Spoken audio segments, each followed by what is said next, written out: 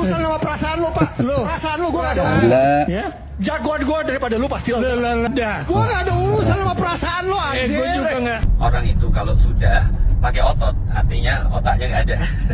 Katanya dokter Boyke, orang yang suka marah-marah itu bisa jadi kehidupan ranjangnya nggak bagus. Kita butuh dukungan. Ditanya sumbernya dari mana? Enggak. Pusing kan? Emang susah kalau ngomong sama orang yang isi otaknya tai. Begitu tuh, kalau udah kalah kagak mau ngalah. Belum gajian kagak bisa ikut lebaran. Medat banget loh. Niatnya sih pengen keren, tapi ternyata malah justru dipermalukan banyak rakyat Indonesia. Setelah viral di acara Rakyat Bersuara muncul tuh ya di akun X TikTok ya, banyak yang akhirnya berbicara juga soal Abu Gosok ini. Ya viral sih emang, tapi kan kedunguannya itu terlihat gitu loh. Dulu kalian pernah inget gak waktu di LC debat dengan Dr. Felix Yao? Itu pun sudah dibikin malu padahal ya. Masih diulangin lagi dengan gaya yang sama. Sok paham, sok tahu, sok pengen didengar, malah sampai ngatain ANJ lagi kepada seseorang profesor yang lebih tua bahkan ya. Sampai-sampai juga Profesor Ferry mengatakan ya, satu panggung dengan Abu Janda itu sama saja menurunkan, mendegradasi kemampuannya gitu loh. Ini kan sungguh sangat memalukan gitu ya. Bahkan yang paling kocaknya lagi, ngoceh sana sini ketika ditanya sumbernya dari mana, malah kicep. Aduh, bikin malu banget pokoknya orang satu ini ya. Antek-antek siapa ini teman-teman semua? Komentar di bawah. Oke, kita lihat ya bagaimana kicepnya Abu Gosok ini ketika ditanya sumbernya dari mana. Kita perhatikan yang ini. Sebelum kita masuk komentar netizen dan juga komentar dari Ustadz Felix Yao. Ini kalau apa ya teman-teman semua, ini sebenarnya sangat memalukan loh. Ada orangnya dikatain seperti itu sama profesor lagi ya. Ini sangat memalukan sebenarnya. Cuma ya itu muka tembok ya, udah diusir sama Bung Aiman berapa kali itu. Keluar. Masih aja nongkrong di situ. Memalukan. Jadi gayanya sok-sok tengil gitu kan, sok pinter sendiri kan. Tapi nyatanya nol guys, nol. Ditanyain sumber aja nggak tahu sumbernya dari mana. Kita lanjut. Kalau ini. Oke. Demikian. Ya. Ini juga sebenarnya sudah nampol banget nih ya kata Bang Hussein ini ya. Ini sudah nampol banget karena kan singgungan Abu Janda ini mengatakan bahwasanya seolah-olah gitu para pejuang Indonesia ini di nomor 2-kan gitu loh. Karena hanya untuk membela Amerika. Kan ini kocak sekali coba betapa sakitnya nih anak-anak dari para pejuang, cucu-cucunya dari para pejuang ya kan. Yang kita tahu selama ini adalah pejuang-pejuang itulah yang memperjuangkan Indonesia menjadi merdeka gitu. Ya kan, bahkan kena tampol juga sama Bung Ferry Amsari. Oke, kita lanjut dulu. Silakan. Jadi gini, semua yang dia bilang ini opini ya, bukan fakta ya. Jadi pertama aku harus lurusin. Ini ya, pertama gini nih, selalu mengatakan ini opini katanya. Opini padahal Abu Gosok sendiri yang beropini. Abu Gosok sendiri yang bicara tanpa fakta, tanpa data gitu. Negara pertama yang mengakui kemerdekaan Indonesia itu adalah Mesir. Inilah ya, nggak punya referensinya dari mana, sumbernya dari mana, harusnya tahu dong dari buku ini, dari sejarah yang ini, dari ini segala macem. Ini kok ngomongnya malah ngacok malah sama Bung Ferry Amsari aja ketawa ngakak tuh. Kan aduh ini sebenarnya menurut gue ini udah telak banget gitu loh. Abu Janda ini ya, Abu Gosok ini udah telak banget, gak bisa ngejawab sumbernya dari mana. Dan statement dari Bung Ferry Amsari sebenarnya ini tamparan untuk Abu Janda. Apalagi ketika beliau mengatakan ya minyak dengan air itu beda. Siapa yang punya referensi, siapa yang hanya omon-omon, ucap doang, berkoar-koar. Itu sebenarnya sudah tamparan. Tapi yang ditampar gak tahu malu gitu ya kalau menurut gue ya. Kocak banget lah. Niatnya pengen sok hebat, sok keren, sok berwawasan luas pengetahuannya. Tapi nol outputnya. Aduh. Udah skip aja lah ya. Lalu bagaimana komentar Ustadz Felix Yao ya? Kita lihat videonya. Pagi-pagi belum zuhur juga, belum duha juga, sudah ngelihat orang marah-marah. Mood booster ya? Iya. Lucu banget lagi ya Allah. Apa sih masalah tuh orang ya Allah gitu kan. Orang manusia ayah wae gitu ya, manusia ada aja. Tapi aku lihat ya tipikal Zionis sih ya.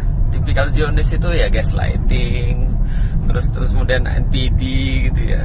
Lucu banget. Yang harus kita ingat adalah teman-teman sekalian, orang itu kalau sudah pakai otot, artinya otaknya nggak ada. Dan juga kalau seandainya orang-orang sudah ngomong keras, itu artinya dia sudah nggak punya argumen. Untuk nutupin ketidakadaan argumen itu, orang-orang suka teriak-teriak. Ngomongin siapa sih? Ya enggak, ini ngomongin kepada setiap orang aja. Khususnya suka marah-marah. Oh, ada satu lagi, tau nggak? Kata dokter Boyke. Katanya dokter Boyke, orang yang suka marah-marah itu bisa jadi kehidupan ranjangnya gak bagus. Kalau jadi termuat emang harus satu paket. Makanya Pak Prabowo udah benar. Kalau mau damai, ya jangan nyerang si Israel. Membela Jokowi, membela Prabowo, membela pemerintah, membela Amerika, membela Israel. Berusahalah adil untuk Amerika. Coba pahami kenapa Amerika nyerang Iran. Dan tutup mata terhadap kondisi negara, kondisi hukum, kondisi ekonomi. Tutup mata juga terhadap para korban. Dan tutup mata terhadap tanah yang dirampas. Jagoan gue daripada lu pasti lo. Aneh banget. Ampun dah, gue nyerah. Akhirnya gue nggak tahan, nggak ngomongin orang ya. Karena ini fenomena terajaib dan biadab di abad ini yang dipertontonkan di TV nasional. Dan nggak pernah terbayang sebelumnya dalam sejarah ruang publik kita. Mantan Dubes, peneliti LIPI, Profesor Ikranusa, juga ada Dr. Ferry Amsari, seorang akademisi, di debat direndahkan. Dan yang dia lecehkan yaitu orang tua. Dia ngelecehin kepakaran, dia ngelecehin logika publik. Gue tidak ada urusan sama perasaan lo, Pak. Jagoan gue daripada lu pasti lo. Lu tuh terlalu baper, Pak. Dari lu lebih tolol dong. Tentu kita bertanya-tanya, apa yang membuat dia itu begitu berani di ruang publik sih? Dari gaya duduk yang ponga, suara yang tinggi, hingga berani menyoraki pakar langsung di depannya. Yang itu dia lakukan secara sadar, ya. Meski kita bisa ngebaca, dadanya itu terengah-engah gitu loh. Kira-kira apa faktor yang bisa membuat seseorang itu bersikap seperti itu? Dan jawabannya sebenarnya sederhana. Ada garis batas yang sangat tipis antara keberanian dan kebodohan. Dan dia jelas bukan berani. Emosi yang dia ledakan itu lahir dari jiwa yang sudah mencium kekalahan dan terancam. Maka satu-satunya jalan logis untuk menutupi kekalahan itu adalah dengan mengeluarkan mental binatang. Dan ini pesta besar buat kita. Kita yang sedari dulu berseberangan dengan orang tersebut, ya selamat. Kewarasan kita terselamatkan. Dan ini makin meneguhkan posisi pembela Zionis dan juga Amerika yang memang begitulah gitu. Ya ponga, tumpul. Maka sebagaimana dikatakan Aiman, emang baiknya Keluar. Ngaco. Semangat betul dengan salahnya ya. Bang Peri jangan kayak gitulah bang. Nanti kalau antek-antek Yahudi nggak mau datang lagi ke stasiun TV kayak mana? Kalau antek-antek Israel ini nggak mau lagi datang diundang ke acara-acara TV kayak mana? Yang susah kan kita juga, karena kita nggak bisa melihat jumuhnya, yang macam Bui Sugur. Kita kan kepingin lihat kayak mana jumuh mereka. Buat kalian, tolong cintai orang-orang yang menjadi antek-antek Israel ini. Karena di Indonesia belum ada.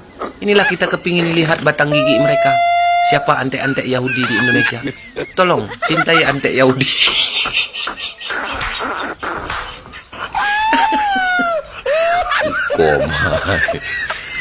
Kalian tolong jangan giring-giring saya ya.